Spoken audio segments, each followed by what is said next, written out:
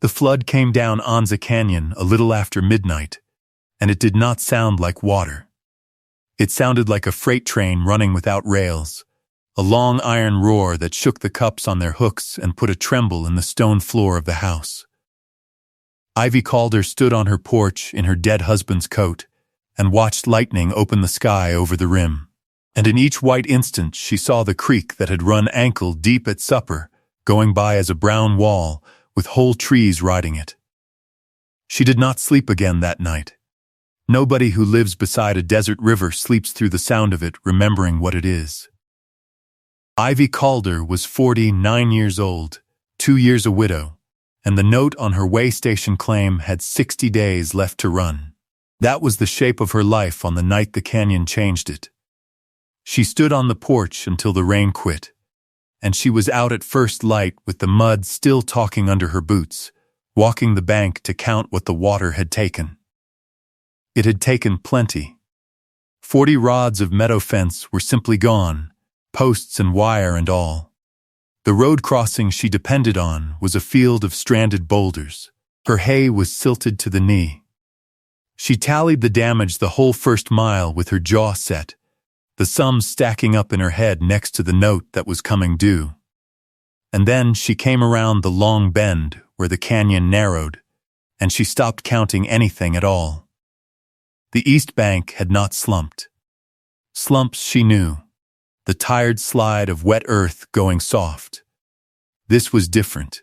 The floodwater had run hard against that bend all night and carved it, and the whole cut had come away clean, like a rind peeled off in one strip, and out of the raw face of the earth stood a roofline. A ridge beam, gray as bone, dead level. A stone gable under it. The square-cut end of a cedar lintel, and below the lintel the top foot of a doorway packed with earth. Mud swallows were already working the new face of the cut, dipping and crying over water that had gone back to a stream a horse could cross. It was not a cave, and it was not wreckage. It was a building, buried standing, square and true inside the side of the mountain, and it had been there so long the mountain had grown a skin of grass and juniper over it, and called it a hill. Ivy stood in the wet gravel with her heart going, and did the arithmetic anyone in that country could do. There was only one thing it could be. It could only be the old stage station, the one the whole county said was under the slide at the Narrows, the one buried the summer the line quit running, 22 years before. Men her husband's age had pointed at that hillside from the road all their lives and told the story to their sons. And the story never ended right. That was the thing she thought about, standing there. The station went under the mountain in a single night, and the company never dug, and the county never dug, and no man ever rode out with a shovel to find out what the earth had closed over. The whole station, swallowed and sealed, and everyone simply let it lie. Nobody comes back for nothing, her husband used to say. Somebody always comes back for a strongbox, unless something stops them. This is a story about the things a country buries and the reasons it gives for leaving them buried. It is a story about a woman the county had half buried itself, a debt with a date on it, and a locked door that waited under a mountain for 22 years to tell the truth about a man everyone had agreed to despise. What Ivy Calder dug out of that bank in the weeks that followed did not just settle an old company's books. It cleared 2 names, hers and a dead man's. And it put a town on its feet in a courtroom to hear a letter that was mailed before most of them were born. But that morning there was only the roofline in the cut bank, the swallows crying, and a widow with 60 days of rope left, standing very still. Tom Calder had been dead 2 years that September. He had freighted on the river road half his life, and when his knees gave he bought the quarter section at the canyon mouth, where the new road crossed the creek, and built the place they called the Calder Crossing. A stone house, corrals, a hay meadow, a forge shed. Freight crews watered there, bought hay there, ate at Ivy's table, and paid cash. It was never a rich living, but it was theirs, proved up and patented, and Tom was prouder of that patent than of anything he owned that could be seen. The borrowing came after. The summer the well failed, and the barn went up. $1,100 against the claim, taken from the bank in town at terms that seemed fair the day he signed. Then a load shifted on the grade above the crossing on a morning of black ice, and Tom Calder was gone in the time it takes a wheel to turn, and the note was Ivy's, along with the frost and the hay and the silence. She had paid on it steadily. She would have paid it out, too, given time and a fair road. But the bank sold its paper that spring, and the man who bought it was Silas Rourke, who dealt in freight contracts and town lots and other people's misfortune, and who had walked the line of the surveyed railroad spur with its engineers the month before he bought her note. The spur would want water, and the only year-round water on that grade was hers. Rourke called the note where it stood and gave her until the 1st of November, and the paper saying so sat in her bread tin like a coal that would not cool. There was a second trouble under the first, and she knew it, though she did not like to look at it. The courthouse in Cobray Bend had burned in the winter of 1871, and half the county's deed books had burned with it. Mr. Coyle, the recorder, had warned her once, gently, at his counter. The old stage company had held the station reserve up the canyon under a grant from territorial days, and the record of what became of that reserve had gone up in the fire. Any man with money and patience could buy the ghost of the company's claim and argue her patent stood on stolen ground. She had thought it lawyer's weather, far off. Then Rourke bought the note. Tom had a saying he used on freighters who lost gear fording the creek and swore it was gone for good. Water finds what men forget. He would say it and grin and drag the river with a hook until the lost thing came up. And it nearly always came up. She had put the saying away with his coat. The morning after the flood, both of them were out in the weather again. She went back to the cut at noon with a pick, a shovel, and the long pry bar, and she stood before the buried gable a full minute, bareheaded, before she touched it. Up close the work was even stranger. The peeled bank rose sheer, and in it the station showed like a fossil in split rock. The stones of the gable still holding their courses, the mortar lines neat, the cedar lintel squared and sound where the earth had kept it from sun and rain. Over the packed doorway, nailed to the lintel, hung a horseshoe, points up, holding its luck like a cup. She was still standing there when Reuben Ortega came down the wash with his 2 mules, following the flood line as everyone along the creek was doing that day, counting fence posts and drowned lambs. Reuben ran sheep on the bench above her place. He was 50-some, a widower, a quiet man with a face like weathered saddle leather, and he pulled up the mules and looked at the bank for a long while without a word. "You know what that is," Ivy said. "Everybody's granddad knows what that is." He leaned on the pack saddle. "My wife's people watered at that station when she was a girl in braids. They said the mountain took it whole in a night, roof and walls, and the company never so much as sent a man with a spade." He shook his head slowly. 22 years, and there it stands. Door and all, Ivy said. "And I mean to open it." Reuben looked at her then, not at the bank. "The county will want to know about this. The county can know when there is something to tell. It came out of my bank, on my patented ground, and the first man who hears of it before I understand it will be Silas Rourke. And he will find a paper that says the mountain belongs to him." She set the pick where the earth was softest.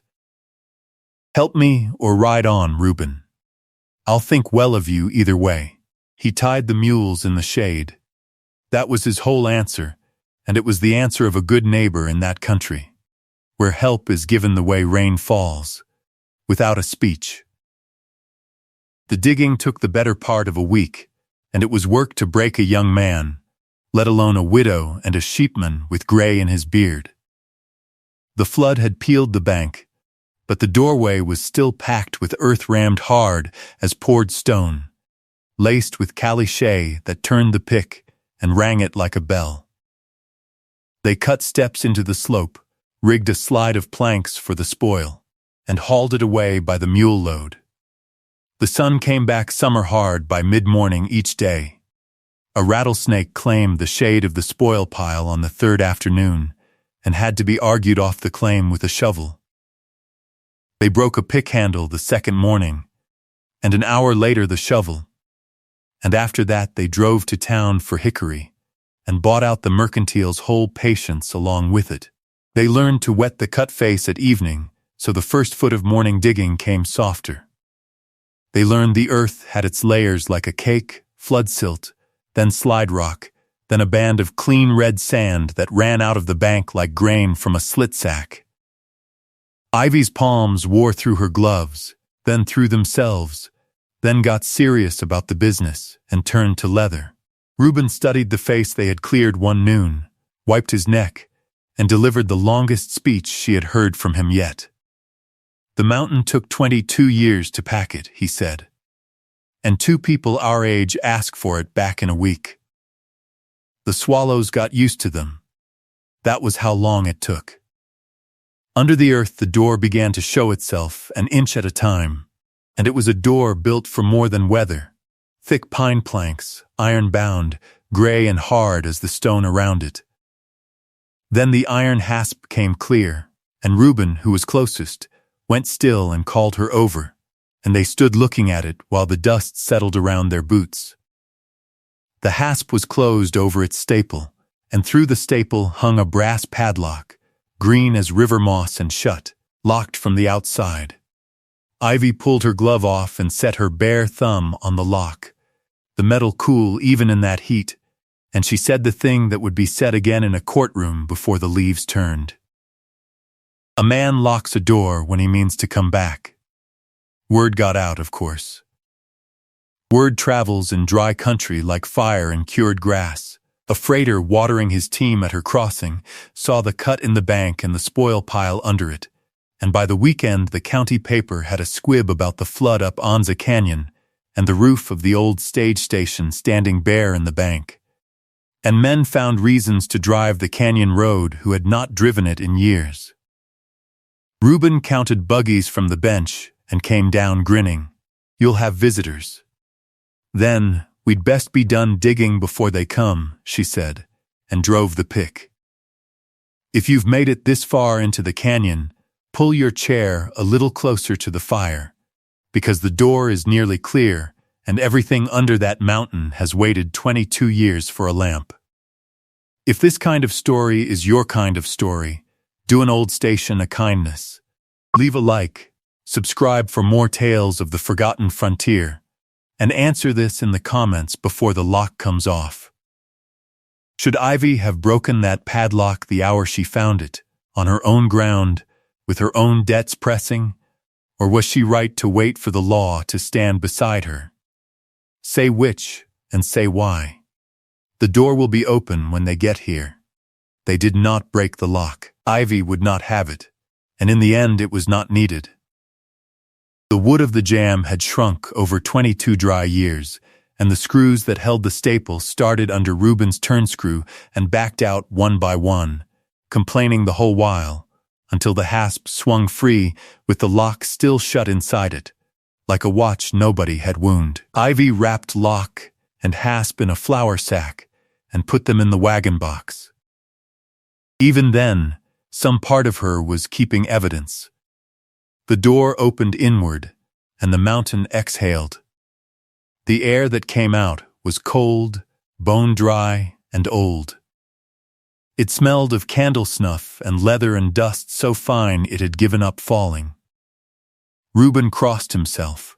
Ivy lit the barn lantern, and the two of them stood on the threshold with the flame steadying, And then she stepped in alone. Because some doors you go through alone. The light moved, and the station answered it, one thing at a time, as a dark room answers a lamp. A long trestle table down the middle of the main room, benches upended on it, legs to the ceiling, the housekeeping of a man closing up with care. A swept hearth, the ash bucket set square on the stone. A wall clock above the mantel, stopped at 20 minutes past 4, its brass pendulum hanging dead behind dusty glass. A pigeonhole desk against the north wall, papers squared in every slot. On the desk, a spike file with a hand's thickness of waybills run through it, curled and brown at the edges. A tin cup beside the inkwell with the fossil of coffee dried in its bottom. A pair of spectacles, folded, waiting, harness hung on wall pegs in matched sets, the leather stiff, the buckles turned green. In the corner by the hearth, a wood box still stacked, 2 candle stubs in tin sconces. A pair of boots by the door, heels together, like a soldier stood out of them a moment ago. And along the west wall, the things that stopped her breath. 4 canvas mail sacks, mildew-freckled and whole, their brass throat locks shut, sitting in a row on a plank shelf built to keep them off the floor. A passenger's trunk, dome-topped, brass-cornered, its plate worn past reading, and out of the worn brass only 2 letters still swimming, a tall A and a K. And bolted through a ring in the stone floor, wound twice in chain and padlocked, an express company strongbox, iron-strapped oak, its green paint gone to shadow, squat and shut and heavy as sin. Nothing was torn open, nothing was tipped over, nothing was taken. 22 years of dark had passed through that room and disturbed it less than a Sunday. On the desk, closed on a pencil to keep its place, lay a ledger book with a pasteboard cover, and on the cover, in a square, careful hand, one word, station. A doorway opened at the back of the room, hung once with a curtain that had rotted to lace on its rod. Behind it lay the keeper's own quarters, narrow as a ship's berth. A rope bed made up square, the blanket drawn tight enough to bounce a coin, its wool gone the gray of old snow. A washstand with its basin dry, a razor folded beside the strop, and the strop still hanging true from its nail. A shelf cut to fit a short row of books, swollen fat with age, an almanac, a hymnal, a reader with a broken spine. At the shelf's end, propped upright where a man would see it last at night and first at waking, stood a small tintype in a paper sleeve.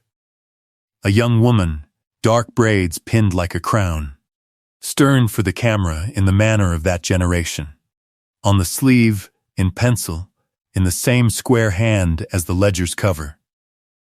Nora, 16, the lean-to-kitchen, was the same held breath. Corn in the barrel gone to gray powder, a side of bacon dried on its hook to something like plankwood, tin plates in a neat stack, a skillet scoured and greased against rust by a man who did not know he was greasing it for the next century. Whoever had lived here had lived poor, clean, and exact, and every object in both rooms said the same quiet thing. He left in order. He left meaning to return. Ivy stood at the center of the room and turned the lantern slowly, and the enormity of it settled on her shoulders like snow. She had come in expecting ruin and found instead a held breath. A man had upended those benches, swept that hearth, squared those papers, locked those sacks in their row, chained that box, stepped out of that door, and snapped a brass lock over the hasp, meaning, with his whole tidy soul, to come back through it. And he never had. She picked up the ledger, only the ledger, and felt the back half of its leaves stuck in one brick, swollen once by damp and dried hard. She did not force them. She set the book down where it had lain, took her lantern, and backed out into the light, and made Reuben stand away while she pushed the door to. "We touch nothing else," she said. "Not one paper, not one strap, until the law is standing here to see it the way we saw it. Whoever that man was, the county has spent 22 years telling lies about him at supper time. The room is his answer. I won't smudge it." Reuben looked at the door a long moment. "You know the name they tell," he said quietly. "I know it," Ivy said. "Everybody knows it." "Then where did you go, Mr. Voss?" She rode into Cobrae Bend the next morning, 9 miles down the river road, with the flour sack in her lap and her back straight as a wagon tongue. Cobrae Bend was brick banks and plank saloons, a courthouse with a new roof over old scars, and the recorder's office at the back of it smelling of paste and lamp oil. Mr. Coyle looked up from his counter, and she set the green padlock in front of him, still shut through its hasp. "I need you to witness some things," she said, "and I need to know some things." In that order. Coyle was 60, dry as his books, with sleeve garters and a clerk's stoop and a memory the fire had not burned. He turned the lock over once and went very still, as men do when a story from their youth stands up and walks. "You got the door open," he said. "I got the door open. Everything is in that room, Mr. Coyle, the mail, a passenger's trunk, the company box, chained to the floor, lock shut. Nothing broken, nothing gone." She let that sit. "Now tell me about Harlan Voss." The name did what the name always did in that county. It tightened the mouth of every man in the room. A deputy by the stove snorted the kind of laugh that has no fun in it. Coyle set the lock down. "Harlan Voss kept that station 11 years, he said. And in the summer of '62 he emptied the company's box and ran for Mexico, and the mountain came down on the station behind him, and good riddance twice. That is the story, Mrs. Calder. I was a clerk in this office when they swore the warrant. I copied it fair. Then the story has a hole in it I could drive a hitched team through," Ivy said. "The box is there. The chain is on it. The lock is shut. You'll see it yourself. What kind of thief chains up his plunder, locks the mail against the weather, sweeps the hearth, and hangs the lock outside the door on his road out?" The stove ticked. The deputy did not laugh again. They came out the day after, the law and the mail and the county's curiosity all in one buckboard. Sheriff Dane, big and deliberate, a man who moved slow because he had learned what hurry costs. Mr. Coyle with his seals and a notebook. And the postmaster, Mr. Tibbets, a round, fierce little man who climbed the plank steps to the doorway, looked down the row of locked sacks, and took his hat off as if he had walked into church. 22 years, Tibbets said, does not make it 1 ounce less the mail. He put his hand flat on the nearest sack. "This is the property of the United States, in my custody as of this hour, and I will thank every man here to remember it." Nobody argued. In that room, in that light, argument would have felt like spitting on a grave. They did it properly, and the doing took all day. Coyle wrote an inventory in his careful hand, while Dane called items out one at a time. The sacks were counted, their locks checked, and carried under seal to the buckboard. The trunk was lifted, corded, sealed with the recorder's wax, and set beside them. The strong box they could not move, and Dane would not let the chain be cut. The way bills came off the spike one by one into a document box, and the ledger, with its stuck-back leaves, Coyle carried out himself, wrapped in oilcloth, saying he had a kettle at the office that could open swollen paper without costing a word of it. It was nearly dusk when Silas Rourke arrived, in a town coat, on a horse too good for the road, with a folded paper in his breast pocket, carried as another man carries a pistol, He was civil. He was always civil. He stood at the foot of the cut and admired the work honestly, and then he said his piece to the sheriff, loud enough for all of them. The station reserve, he said, had never lawfully left the Gila and Pacific Stage Company. He held the company's interest by quitclaim from its receivers, bought and paid for. The building and everything in it, saving the mail, was company property, and the company was Silas Rourke. And he would ask the county to seal the site until a court said otherwise. And since the ground under it was reserve ground, the court might as well look at the crossing claim below while it was looking at things. You'd take the roof off a dead man's honesty, and my table in the same suit, Ivy said. I'd take what paper says is mine, Mrs. Calder, and not a spoon more. He buttoned his coat against the evening. I don't want your ruin, I want the ground. There's a difference, though I grant that it runs thin. He mounted and looked down at her, not unkindly, which somehow made it worse. 46 days by my count. Good evening to you. The hearing was set for the 29th of October, before the district judge, to sort every claim in one sitting, the ground and the building and the box together. Coyle told her that with the county behind them, the papers from the station would be read into the record there, all of them, whatever they said. Whatever they say, Mrs. Calder, he repeated, over his spectacles. The dead man gets his hearing at last. So does Mr. Rourke, you understand me. Paper burns, but paper also keeps. We will see which this is. She understood him. She rode home in the dark, past the black shape of the cut, and the canyon walls stood over her like the sides of an open book. The way Bills told the first part of the story, read out in Coyle's office over 3 evenings with Dane leaning on the counter and Tibbets refusing to go home.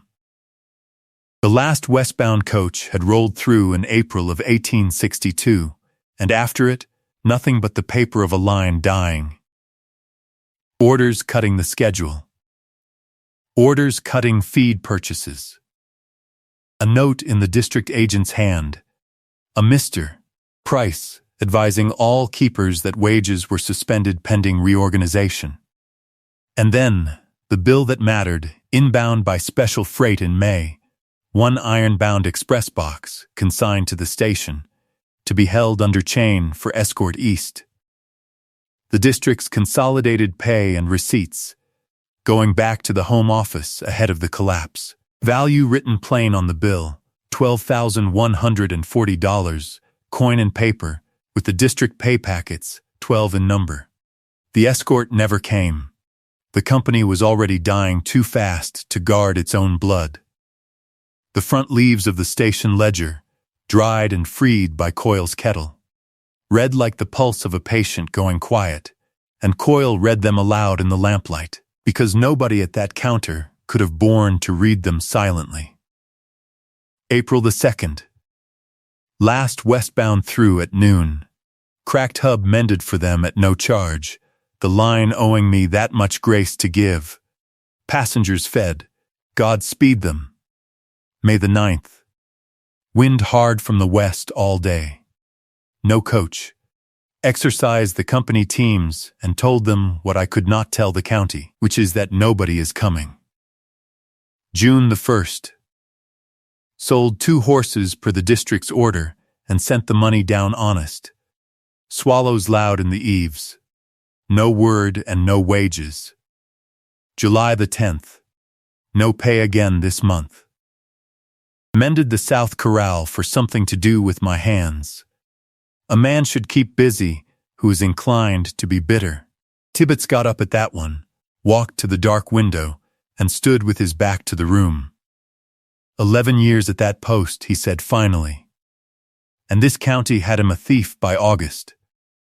So it sat there, Dane said slowly, chained to the floor of a station the company had stopped paying for. In the keeping of a man the company had stopped paying. He looked up. For how long? Coyle ran his finger down his notes. The warrant against Voss was sworn the 6th of August. The slide came down on the 9th or the 10th. The last way bill signature he made is the 4th. He took his spectacles off. Gentlemen, I copied that warrant with my own pen when I was young, and I have hated no piece of my work more since. Sworn out by Mr. Price, by telegraph from the railhead. Theft of the company box. Flight toward Mexico. We took a man's whole name on the word of a wire. And the man himself? Ivy asked. They caught him? The three men traded the look men trade when a town's old shame is asked about directly. It was Dane who answered. They didn't have to catch him, Mrs. Calder. He rode into Cobrae Bend of his own accord, the 7th of August, and asked for the recorder, saying he had an account to swear before the law. The recorder was away at the capital. So he waited, polite as Sunday, at the hotel, and the wire came, and my predecessor arrested him in the dining room over his coffee, and the county cheered it.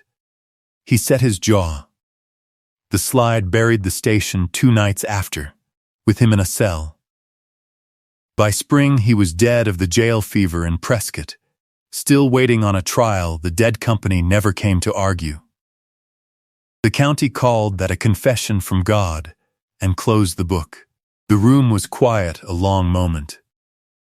Out on the street a wagon passed, and a woman laughed somewhere, the ordinary world going by on its errands, 22 years too late. He rode toward the law, Ivy said, with the box chained and the mail locked and the door shut behind him. He rode toward it. Nobody answered her. There was not yet anything in writing, and every man there had learned that month to wait for writing. But Tibbets took his hat off again, indoors. For no reason a postmaster could have put in a regulation, and did not put it back on until they blew the lamps out. Those were strange, suspended weeks at the crossing. The county had sealed the station door under the recorder's wax, and a deputy rode the canyon once a day to see the seal held. Rourke's men surveyed the bench above with their flags, politely, always politely. And in the evenings Reuben came down from his camp, and they sat in her kitchen with coffee and did the accounts of 2 small outfits side by side, his wool and her hay, while October moved its cold down the rim a little at a time. He talked, those evenings, more than he had talked in the 2 years since they had buried his Elena. It came out of him sideways, in pieces, the manner of a man unused to being listened to. Elena Reyes. She had been, out of the river settlements below Cobrae Bend. Her father had gone to the California diggings in '61 when she was 12, promising to write, promising to send for the family when the claim paid. No letter ever came, Reuben said, turning his cup. Not one in her whole life. Her mother died believing he was dead. Elena lived believing something worse, that he was alive and had let them go, like a man walks off from a dog. She would say to me, Reuben, a man who will not spend a stamp on his own daughter. He stopped and looked into the stove a while. She carried it to the end. There is no stone heavy enough to put on a question. That is all I know that I would tell a young person, if one ever asked me anything. A question outlives everything but its answer. 20 days now, Ivy said softly, to the ledger and the lamp and nobody. Then the county starts answering. The storm broke first. It came up the valley on the 21st, a late black monsoon tail that had no business in October, and it announced itself at noon by turning the light green. Ivy was hauling the last hay off the flood meadow when the first gust bent the cottonwoods, and with it, over the rise, came wagons. 3 of them, heavy, tarped, with Rourke's foreman on the lead seat, and Silas Rourke himself riding beside on the good horse, his coat snapping like a flag. They pulled up at the cut as if they had rehearsed it. Men were down and unlashing tackle before the wheels stopped rolling. Rourke had a new paper, a writ from a friendly justice 2 counties over, authorizing the salvage of company property at hazard from weather. He read it out loud against the rising wind, every whereas of it, while his men ran a chain team up the spoil ramp toward the sealed door. "That seal is the county's," Ivy shouted into the wind. "And that writ is bought." "That writ is signed," Rourke said, "which is the only verb paper needs. The court can scold me in a week. The mountain won't wait for the docket. Look at your sky, Mrs. Calder. I am protecting the property." "You are stealing the evidence," she said, and put herself on the ramp in front of the chain team, one woman in a flapping coat between 6 men and a door. Which is the kind of arithmetic that usually ends one way. It ended differently that day because Reuben had seen the wagons from the bench and ridden for the canyon road, and the deputy making his round had seen them too, and behind the deputy, by luck or by suspicion, came Dane himself, hatless, his slicker ballooning, his horse lathered to the shoulders. What stopped it was not a gun. What stopped it was the sheriff of the county standing in the mud between the chain team and the door, with the rain starting to hammer his bare head, reading Rourke's writ once, slowly, and then folding it into his slicker pocket. "Foreign paper," he said. "I'll deliver it to our judge myself, with my compliments. Touch that chain, any of you, and winter in my jail." He looked up at the foreman on the ramp, and he did not raise his voice at all. "Cut her seal in front of me, son. See what your wages buy then." The crew looked at Rourke. Rourke looked at the sky, and the sky opened. What came down that afternoon was not the equal of the September flood, but it did not need to be. The creek came up brown and fast, gnawing the toe of the peeled bank, and the men who had come to strip the station spent the evening of the 21st working shoulder to shoulder with the sheriff, the deputy, a sheepman, and a widow, because water does not read writs either. They dropped the spoil ramp into the current to break it. They trenched above the cut to send the rim water wide. Toward dark, when the bank began to calve in slabs upstream of the door, Dane broke the seal himself, with Coyle's leave shouted down a wire and a lantern held on him while he did it. And they carried out under oilcloth what the county had left in place. The desk papers, the harness, the boots, the clock, the trunk already gone to town, everything but the box, because the box was chained to the mountain, and the mountain was keeping it. Ivy stood in the door with the lantern while the water rose, the room behind her empty at last of everything but the one squat iron-bound shape, and Rourke's foreman, soaked to the bone beside her, said what every man there was thinking. "Chain's a bolt-cutter's work of a minute, missus, it'll drown else." "It has drowned before," Ivy said. "It stays where he left it until the county sees it opened. If the mountain wants it back, the mountain can argue with the judge too." And she pulled the ruined door to, and they went down the ramp in the rain, and by morning the bank had slumped a wagon's width of mud against the doorway, sealing it better than wax ever had, and the strongbox of the Gila and Pacific sat alone in the dark again, one flood wiser, 8 days from its hearing.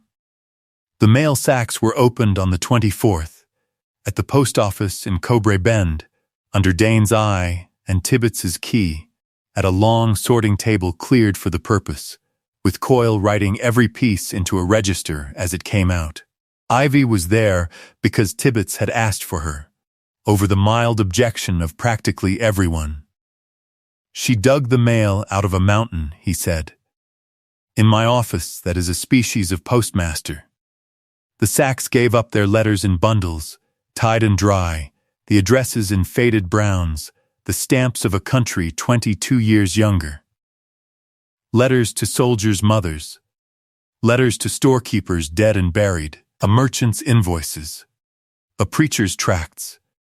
Tibbets handled every piece as if it were a chicken shell, sorting what could still be delivered from what would go to the dead letter office, and the pile that could still find hands grew larger than any of them expected, because a county holds its families as a canyon holds its walls. At the bottom of the last sack was the station's own outgoing bundle, and in it, in a square, careful hand Ivy knew from a pasteboard cover, one sealed letter. Miss Nora Voss, Santa Fe. The table went quiet.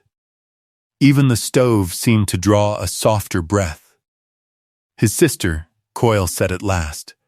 He boarded with her people as a boy.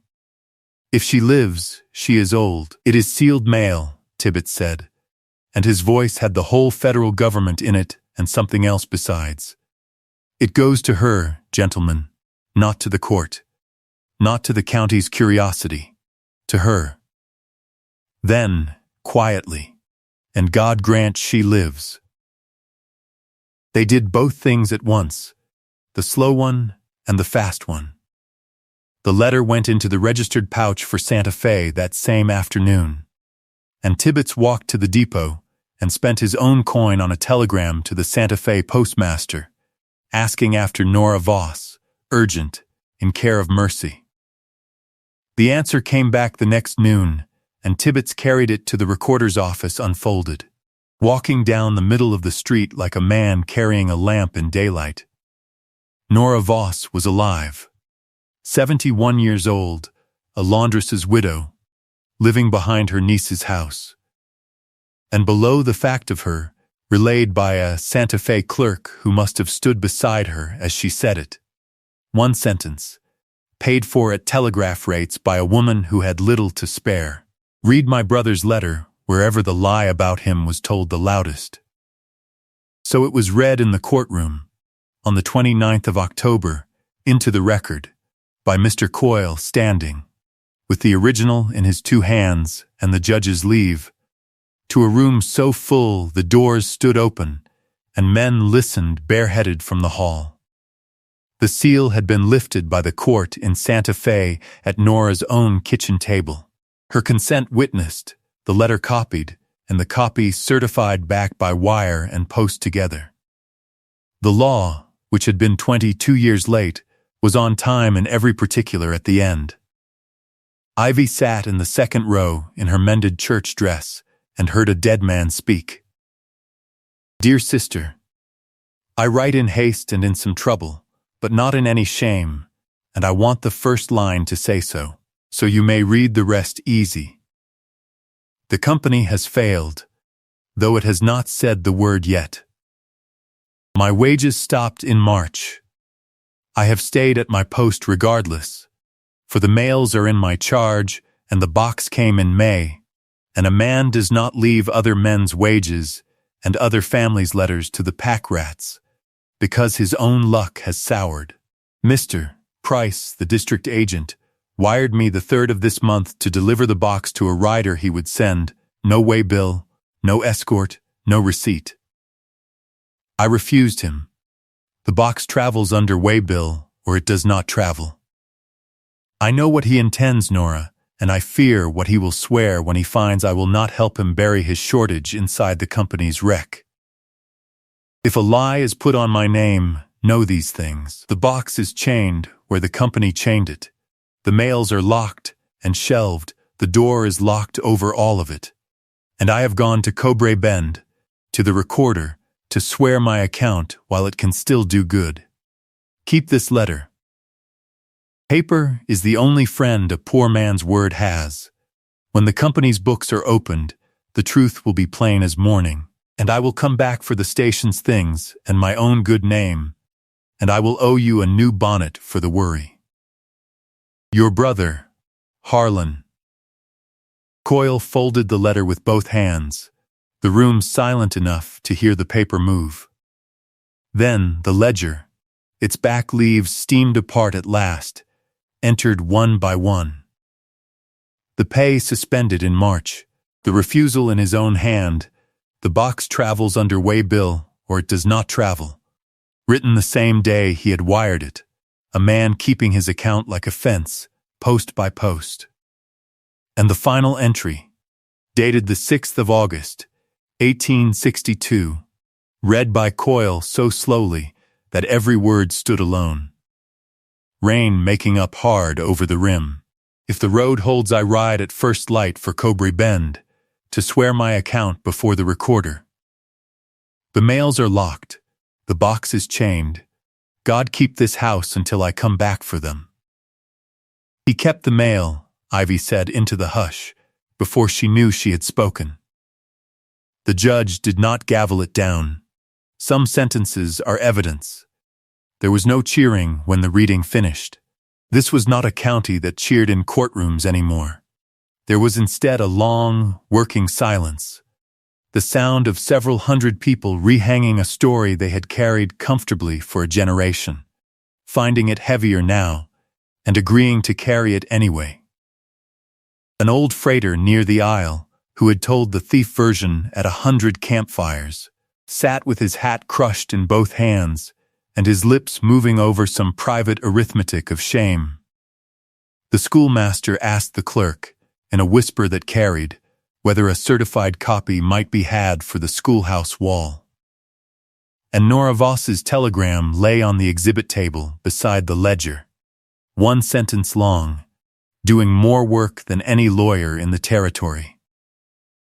The box itself had been raised ahead of the hearing, the chain cut at last under court order, on the third of the 3 days the county spent digging the doorway clear of the October slump, with Dane standing over the cutters and half the town on the canyon road to watch it come down the ramp on a skid, streaked with clay, riding a freight wagon into Cobray Bend like a coffin coming home. It sat below the bench now, sealed, on 2 trestles, with the green padlock from the door lying on its lid, evidence beside evidence. The smith cut the company lock at the judge's word, and Dane raised the lid, and the count was made aloud at the bench. Coin stacked in towers, brittle greenbacks turned with a paper knife, 12 pay packets in oiled paper, named and sealed, laid out in a row like the months of a year. It ran long, and no one left. When the clerk finished, the judge read the weigh bill total to the room, and then the counted total, and they were the same figure to the dollar, and the room let out a breath it had held since '62. And somewhere in the back a man who had told the thief story all his life said, clear in the quiet, God forgive us all. The rest was law, and the law, given honest paper, is quick. Among the station's documents was a stout envelope from the desk drawer, and in it the company's certified duplicate of a relinquishment, sealed by Coyle's predecessor in the spring of '62, surrendering the station reserve to the territory as the line wound down. The original burned with the courthouse in '71, the duplicate sleeping under a mountain in a dead man's tidy files. Coyle proved his predecessor's seal, and the judge admitted it, and the ground was public domain the day Tom Calder filed on the crossing, and Ivy's patent stood like the canyon wall. Rourke's quitclaim, the judge said, without heat, conveyed exactly what the company had owned that morning, which was nothing, and he was welcome to frame it. The charge against Harlan Voss was struck from the record with a finding of innocence read aloud, the court noting for history that the man had died in custody awaiting a trial on a false oath, and that the false swearer, Price, had gone east with the wreck of the company and been dead himself inside 10 years, beyond every reach but one. The coin, unclaimed for 22 years by any living interest, escated to the territory, less the court's award to the finder, 1 part in 10, for honest salvage honestly disclosed. A little over $1,200, counted to her at the clerk's window in coin so old it had gone the color of creekstone. Rourke stood, at the end, and put on his hat. Mrs. Calder, he said, at the rail, in front of everyone. It was business, never malice, and it is finished. I would be obliged if you would remember the difference. He was gone from the county before the spur was graded. She paid the note the morning it came due, across his agent's counter, correct to the penny, and asked for the release in writing, and got it. And that was all the victory she took, because it was all the victory there was. Paper against paper, and hers weighed more at last. The pay packets went out through November, and Ivy rode with Tibbets to deliver them, because 12 names in oiled paper are 12 doors, and some of those doors had waited a long time. A driver's widow at the river settlements, who held the packet a full minute before she could open it, and then laughed and cried at once at wages from a coach line her grandchildren had never heard of. An old hostler in the county home who saluted the envelope. A blacksmith's daughter who read her father's name on the seal and touched the ink with one finger, as if it were warm. The letters with living addresses went out too, a few at a time, as Tibbets matched old names to new roads. On a porch above the river settlements, Ivy sat beside a soldier's mother, blind these many years, and read her a letter from a boy who had gone east with the volunteers in '61 and never come home from the war. It was 2 pages of camp food and marching and homesickness dressed up as complaint, and it ended, "Tell mother the boots she sent fit fine, and I am warm nights, and she is not to worry, for I mean to see the canyon again." The old woman sat with her face turned to the sun the whole time, and when it was done she said, "That is his voice. 22 years, and you have carried me his voice." She would not let go of Ivy's hand for a long while afterward, and Ivy was in no hurry at all to have it back. And one afternoon at the sorting table, Tibbets slid a single letter across to Ivy without a word. Faded brown ink. A girl's name, in a hand that sloped hard with hurry or feeling. Miss Elena Reyes, in care of the Cobre Bend post office. Reuben was mending fence on the bench when they brought it to him, as Elena's widower, her only remaining household. He bared his head to read it. It was from her father, mailed from the California diggings that same spring of 62 6 pages, close written, love in every line and no luck in any of them. Plans for sending money come summer, a ticket come fall, a house with a fig tree. Wait for me, mija. Tell your mother the claim is nearly paying. Whatever became of the man afterward, the war years or the camps or the rivers took the answer. But he had written, he had spent the stamp. The letter had made it as far as a plank shelf in Anza Canyon, and there the mountain had closed over it, and a girl had grown old and died an hour's ride from her own answer. Reuben read it twice, standing in the wind. Then he walked down to the river settlements, to the mission yard where Elena lay beside her mother, and he read it a third time, aloud, slowly, in both their languages, to the 2 stones. Ivy waited at the gate, and did not hear the words, and did not need to. He came back with his face washed by weather, and something gone from his shoulders that had sat on them the whole time she had known him. She waited her whole life on 1 page, he said. It only needed somebody to dig. He folded the letter into his coat, over his heart, plainly, like a man banking a coal. Thank you, Ivy. The trunk went to Prescott by rail, the week after, and Ivy went with it, because the court had released it to its owner, and its owner was alive. The initials on the worn plate had a name now, out-of-the-way bills, a passenger's luggage sent ahead in April of '62. Hold at station for the next westbound. There had never been a next westbound. Adelia Kern was past 70, straight as a fence post, 30 years a schoolteacher, retired to a boarding house with a view of somebody else's garden. She had been coming west to be married. In the spring of '62, her trunk sent ahead like faith itself. Then, the line failed behind her letters, and the war swallowed the man, and she came west anyway, years later, by other roads, because the country had her whole life in it by then. And she taught other people's children their letters for 3 decades in 2 towns, and never married, and never saw the trunk again.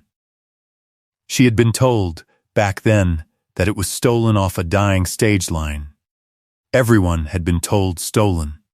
It was the county's word for that canyon, all those years, and it had fit in every mouth but the truth's. She stood over the open trunk in her parlor with her spectacles in her hand. A wedding dress, folded in sweet dust, gone cream to ivory. A hymn book. A daguerreotype of a woman with the same straight back.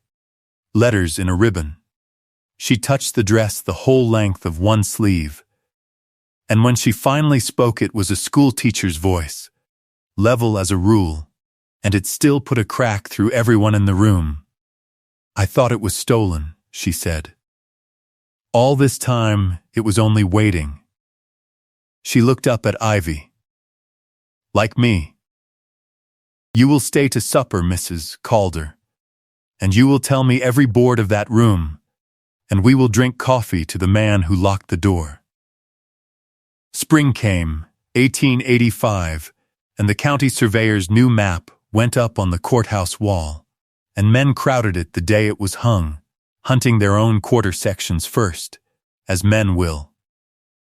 Up the canyon, at the Narrows, where 22 years of maps had shown an empty bend, there was a small square mark and a name in the surveyor's best round hand. Voss Station. The county had voted it without one nay.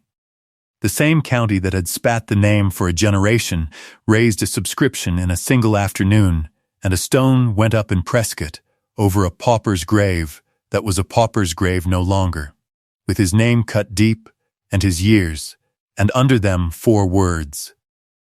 He kept the mail. In March a letter came to the crossing, addressed to Mrs.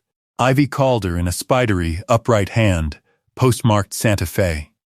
Ivy read it standing at her mantel, beside the green lock, and then she sat down at the table and read it again. "I am too old to travel, so this paper must shake your hand for me. They write that you would not cut his chain, and that you made the county look at the room he kept before one thing in it was moved. My brother was a tidy man. He will rest the easier for having his accounts received in full at last. I have no gold to send, and I would not insult a woman like you with it if I had. I send what Harlan sent me, which is my word. Your name is spoken kindly in this house every evening, and it will be while I draw breath. Nora Voss." She kept that letter in the bread tin, where the coal of Rourke's notice had sat all autumn. It seemed to her the right kind of trade. The station itself came out of the bank a little more each month, the county shoring the cut, travelers stopping as people stop for a wonder, and Ivy's crossing fed them all. The spur line, when it came, put its water stop at the canyon mouth after all, and paid her fairly for the right, having no Rourke left to do its bargaining crooked. The swallows came back to the lintel in April. The horseshoe stayed over the door, points up, holding what it had always held. Ivy Calder kept the green padlock. It sat on her mantel next to Tom's picture. Shut forever now, the key 22 years gone, and she would touch it sometimes of an evening, passing, no more than Adelia Kern had touched a sleeve. Tom had it right all along, she decided. Water finds what men forget. But it was people who carried the found things home, and that was the part her husband had left for her to learn, and she counted herself well taught. Because here is the truth of that canyon, the one the county tells now at supper time instead of the lie. The treasure was never the coin. The coin was only money, and the territory got most of it anyway. The treasure was a chained box that proved a man honest. It was a letter that let a girl in a graveyard finally hear from her father. It was a wedding dress delivered 23 years late to a woman who had stopped expecting anything of this world, and a name cut into stone in place of a slur, and a widow's own ground standing clear under her at last. Every sack in that room was full of belonging. It only needed somebody to dig. Thank you for staying beside the fire to the end of this one. If the story reached you, leave a like, tell it forward, and subscribe for more tales of the forgotten frontier. Because the canyons are not done giving things back, and there will be a lamp lit here when they do. And before it burns down, answer this, from your own chair, in the comments. Would you have cut that chain the first night, alone, with your debts pressing and no witness but the dark? Or would you have left the box locked, where an honest man chained it, and waited for the law and the dead to speak? Say which, and say it plain. The station kept its answer 22 years. Yours can keep till morning. Rest easy tonight. The canyon is quiet, the swallows are home under the lintel, and the mail, after 22 years, is delivered.